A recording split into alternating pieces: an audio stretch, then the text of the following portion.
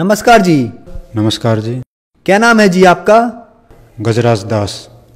गजराज जी, आप कहाँ के रहने वाले हैं? सर मैं दिल्ली के नजफगढ़ शहर के ईसापुर गांव से हूँ। सर, संत रामपाल जी महाराज से आपने नाम दीक्षा कब ली? दास ने संत रामपाल जी महाराज से नाम दीक्षा 6 अप्रैल 2012 को ली थी जी। सर, संत रामपाल जी महाराज से नाम दीक्षा लेने से पहले आप कोई भक्ति साधना भी करते थे? जी सर जी, पहले मैं ये हनुमान जी की भक्ति साधना करता था। मैंने 8 साल के करीब हनुमान जी के मंगलवार के व्रत भी किए हैं और बाद में मैं हनुमान चालीसा और साथ में शिव चालीसा भी करनी शुरू कर दी थी। वो इसलिए कि मेरी यूनिट में, मैं आर्मी का जवान हूँ, अभी एक्स सर्विसमैन हूँ, लेकिन मेरी यूनिट में एक पंडित जी थे शुक्ला जी। उन्होंने हाथ देख के बताया कि भाई तेरी तो ऐसे ऐसे 35, 45 या 55 में कोई भयानक एक्सीडेंट होगा और तेरी मौत हो जाएगी, तो उसका तुम मृत्युंजय जाप किया करो और ये शिव चालीसा किया करो। तो हनुमान जी की चालीसा तो मैं पहले करता था, शिव चालीसा भी साथ में शुरू कर दी। तो ये करते करते मैं कर रहा था, मैंने इतना किया भगत जी। सर, आपने बताया कि आपने हनुमान जी के व्रत किए, हनुमान जी की भक्ति की, मृत्युंजय जाप भी किया, तो इन सब भक्ति साधनाओं से आपको क्या क्या लाभ हुए? भगत जी लाभ तो कुछ ज़्यादा नहीं, लेकिन ऊपर से घर में बीमारियां कुछ ज़्यादा हो गई थी। जैसे मेरे फादर हैं, मेरे फादर को पेट में एक पस की बीमारी होती है, जो अचानक खून निकल जाना और लेटरिन पेशाब में खून आता था, जो कि अगर उसका ऑपरेशन हुआ बेस हॉस्पिटल में मेरे थ्रू, मेरे फादर थे, और आरआर हॉस्पिटल में, और उसके 4-5 ऑपरेशन हुए। ऑपरेशन होने के बाद भी आज भी अभी तक उनकी कंडीशन इतनी ख़राब थी कि वो खाना खाने के समय भी बीच में भाग के लेटरिन जाते थे। आधी रोटी खा पाते और भाग के लेटरिन चले जाते, मतलब पेट में कुछ रुक नहीं पाता था। एक चाय का कप पिया, ख़त्म होते ही फिर टॉयलेट फ्रेश होने के लिए भाग जाते थे। सर, आपके भक्ति साधना करने से भी आपके पिताजी के साथ ये पस की परेशानी रही, खून आना और कुछ नहीं पचना, तो फिर संत रामपाल जी महाराज के बारे में जानकारी आपको कैसे मिली? सर जी, मैं अपनी आर्मी ड्यूटी में एक बार बंगाल के सिल्लीगुड़ी शहर में था, जो कि एनजेपी रेलवे स्टेशन से कनेक्ट है। सिल्लीगुड़ी के जंगल में बंगला, उधर हमारा इंजीनियर डेट था, वहाँ पे मैं ड्यूटी में था। तो 54 इंजीनियर रेजिमेंट के एक हवलदार जी थे हरियाणा के, उन्होंने आकर के मुझे गुरुजी का ज्ञान बताया, जबकि मैं उस समय मंदिर में शिव चालीसा और हनुमान चालीसा किया करता था सुबह शाम 1-1 घंटा। और तब उनकी आरती मैंने सुनी। तो मैं ईसापुर गांव से बिलोंग करता हूं। हमारे यहाँ पे संत गरीबदास जी महाराज जी की मानता थी। उनके पाठ प्रकाश वगैरह या फिर उनकी आरती वाणी जो चलती थी, तो उस वाणी के तहत मैंने उनकी एक संध्या आरती पकड़ी, जो कि तारेंगे तारेंगे 33 सतगुरु तारेंगे, ये वर्ड थे। उसके थ्रू मैं भगत जी से जाके पूछा कि आप संत गरीबदास जी महाराज जी की वाणी कहाँ से लाए? तो उन्होंने मुझे संत रामपाल जी महाराज जी के बारे में बताया, इस ज्ञान के बारे में बताया। फिर मैंने ज्ञान सुना, ज्ञान सुनने के बाद मना कर दिया कि ऐसा तो कोई ज्ञान हो ही नहीं सकता। फिर उन्होंने ठोस जोर तरीके से दे करके मुझे बताया कि अगर संत रामपाल जी महाराज ये बात बोलते हैं और आप नहीं मानते, तो सोच लो संत गरीबदास जी महाराज भी सारे झूठे हैं, क्योंकि सारे ग्रंथ वगैरह ये सब संत गरीबदास जी महाराज जी ने छुड़ानी वाले ने लिखे थे, और हम उनकी मान्यता में तकरीबन 8 पीढ़ी से लगे हुए थे। तो इस वजह से फिर मैंने संत रामपाल जी महाराज का एक मेमोरी कार्ड उन भगत जी से, रमेश भगत जी से लिया, और मैंने 2 बार उनको सुना।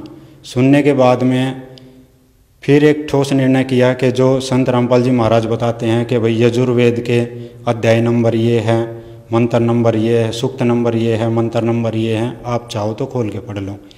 कुछ गीता जी के श्लोक थे, कुछ देवी पुराण में था।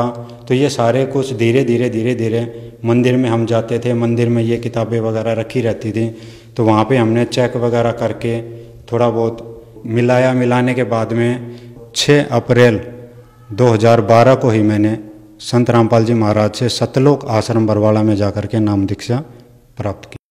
सर, संत रामपाल जी महाराज से आपने 2012 में नाम दीक्षा ली, तो क्या संत रामपाल जी महाराज से नाम दीक्षा लेने के बाद आपको कोई लाभ प्राप्त हुए? जी सर जी, बहुत लाभ हुए। पहला तो ये कि मैं जून 2013 में छुट्टी आया था 40 दिन की अपना घर बनाने के लिए तो जो कि जुलाई और अगस्त के फर्स्ट वीक में ख़त्म हो गई थी। फिर मैंने छुट्टी बढ़वाने की 20 दिन की रिक्वेस्ट किया अपने कंपनी कमांडर से। उस समय मैं आरआर में था, आरआर में ड्यूटी कर रहा था, आरआर से छुट्टी आया था, तो उन्होंने छुट्टी बढ़ाने के लिए मना कर दिया। फिर मेरे घर का दरवाज़ा नहीं लगा था, मेन गेट नहीं लगा था, हम पड़ोसी के घर पर रह रहे थे, घर में अभी लिपाई वगैरह चल रही थी, प्लास्टर वगैरह।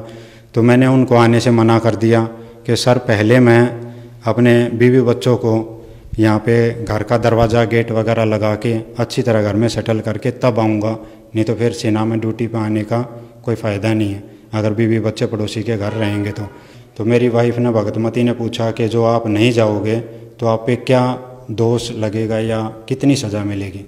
तो उस समय मैंने नॉर्मली बताया था कि ज़्यादा नहीं है, ऐसे इतने दिन का पे फाइन वगैरह, या फिर हो सकता है 20,000 से 40,000 तक का पे फाइन वगैरह हो जाए। तो भगतमती ने क्या किया कि गुरुजी को अरदास लगा ली कि परमात्मा घर बनाया है, वैसे ही जेब खाली हो जाती है, इस समय में 40,000 रुपये और कट जाएंगे तो फिर आगे कैसे गुजारा चलेगा। तो वहाँ पे फिर मैंने भी भगतमती को देखकर परमात्मा से अरदास की कि मालिक मैं आपके ज्ञान को देख कर आपकी शरण में आया था और मैं झटका देखना चाह रहा हूँ परमात्मा कि आर्मी का एक रजिस्टर्ड डॉक्यूमेंट होता है जिसमें OSL लिख दिया तो लिख दिया, किसी की हिम्मत नहीं कि उस डॉक्यूमेंट को कोई काट पीट कर दे। परमात्मा मेरे को बचा लो, मेरे को सज़ा नहीं होनी चाहिए, बाकी जो करना मालिक आप करो। ये अरदास करके 70वें दिन मेरा OSL का चल रहा था। हम नॉर्मली अपनी भक्ति किया और शाम को सत्संग देखा और आराम से संध्या आरती करके हमने खाना पीना खा के सो गए। सुबह उठे तो अपना नॉर्मल रूटीन में 8 बजे मेरे पास फ़ोन आया कि भाई गजराज तू कहाँ है, जिंदा है, मर गया है, क्या स्थिति है, अभी तक तू जम्मू नहीं पहुँचा। हम जम्मू ट्रांजिट कैंप पहुँच के रिपोर्ट करते थे। तो वहाँ पे मैंने मना किया कि नहीं सर, मैं ऐसे ऐसे अपने घर पे हूँ और कुछ दिन बाद में मेरा गेट लग जाएगा और 1-2 दिन बाद गेट लगेगा तो मैं घर से चल पड़ूँगा। बोला अच्छा तेरा गेट कब लगेगा? मैं मेरा गेट कल लग जाएगा। बोला कल? फिर तेरे को OSL के कितने दिन हो जाएंगे? कि मेरे को 19 दिन हो जाएंगे। ठीक है, तो आप अपना गेट लगाओ और मैं शाम तक बताता हूँ आपको फ़ोन करके। तो शाम को फिर रिप्लाई आया शाम को 4 बजे कि गजराज तेरी छुट्टी बना दी गई है और जल्दी से 20 दिन की छुट्टी बनाई है, जल्दी से जल्दी जम्मू ट्रांजिट कैंप में रिपोर्ट कर देना 20 दिन की छुट्टी काट करके। तो मैं अपने 20वें दिन नॉर्मल छुट्टी काटी, मेरा काम हो गया था और परमात्मा सतगुरु रामपाल जी महाराज का नाम लिया और जय बोल के बंदी छोड़ गई और मैं वहाँ से निकल गया। जम्मू ट्रांजिट कैंप में पहुँचा, मेरे से पूछा गया लेट क्यों? मैं ऐसे ऐसे लिखवाया कि भाई मेरी छुट्टी एक्सटेंड हुई थी, मेरे पास डॉक्यूमेंट नहीं है। मैं बोल बाल के अपनी यूनिट में पहुँच गया। हमारी यूनिट कुपवाड़ा में थी।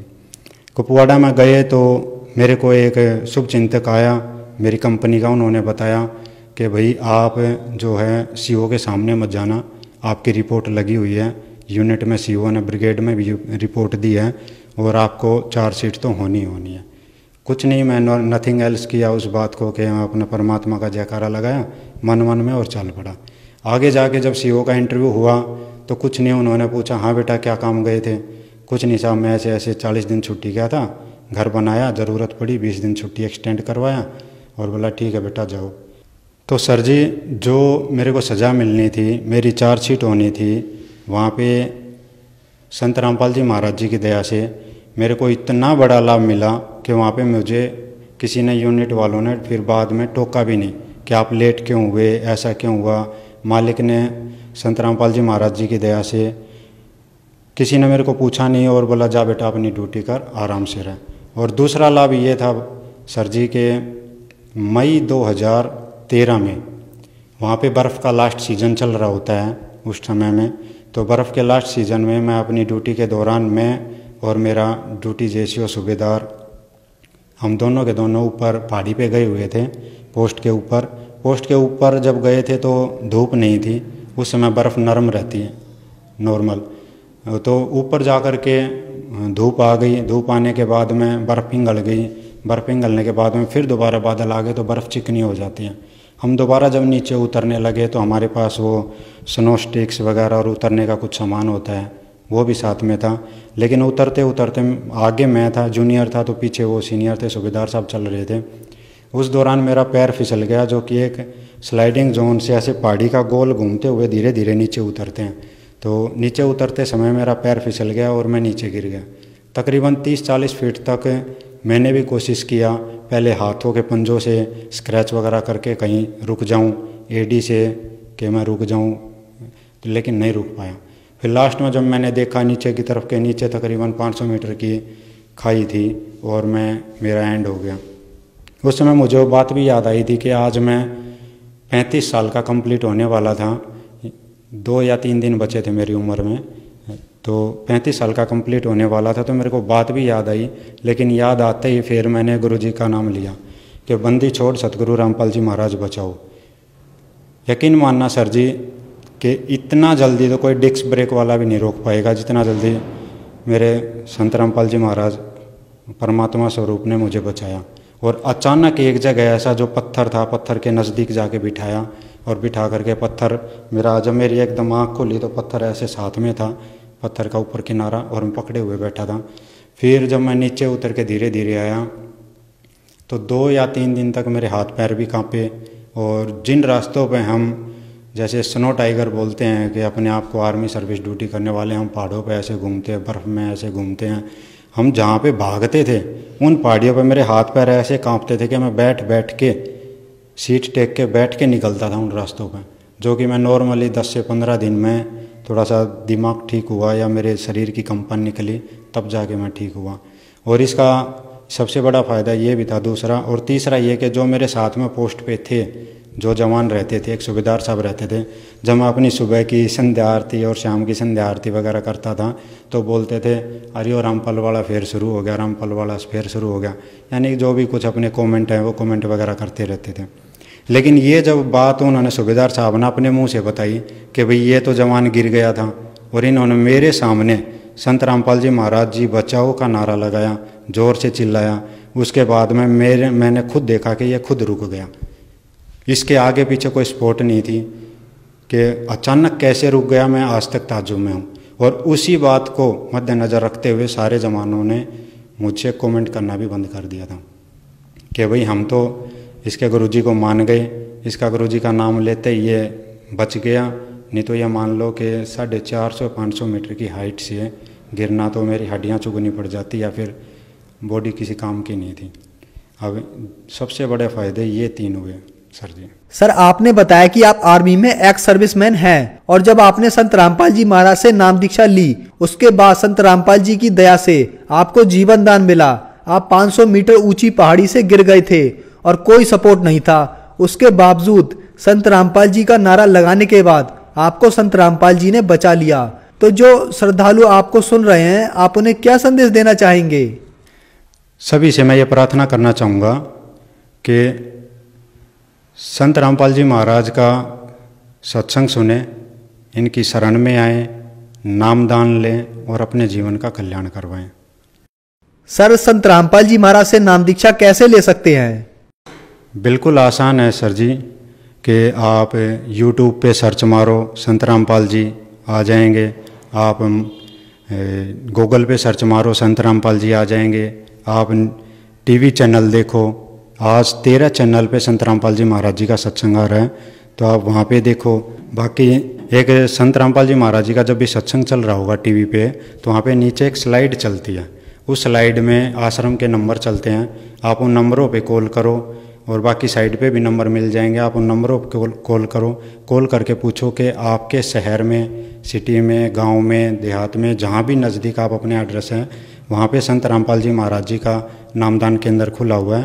आप अपने नज़दीक के नामदान केंद्र पर जाएं और वहाँ पे नामदान लेके अपने जीवन का कल्याण करवाएं। धन्यवाद सर। अच्छा है जी।